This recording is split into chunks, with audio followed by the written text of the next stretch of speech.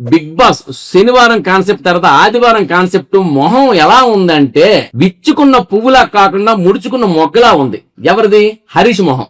ఎందుకంటే ఆనందంతో విచ్చుకోవాలి. ఎవరైనా గెస్ట్ వచ్చిన వెంటనే ఒక చిన్న చిరునవ్వుతో మన పెదవాళ్ళు విచ్చుకోవాలి. అప్పుడు పువ్వులా కనిపిస్తుంది, ఆనందంగా ఉంటుంది. అదే విధంగా ఎవరైనా కామనరు వెళ్ళిపోతారు అనుకున్న కామనరు ఇంట్లో ఉన్నాడు, డెమాన్ పవన్ రిటర్న్ వచ్చాడు అనుకున్నప్పుడు కూడా పెదవులపై నవ్వు విచ్చుకోవాలి, పువ్వులా ఆనందంగా కనిపించాలి.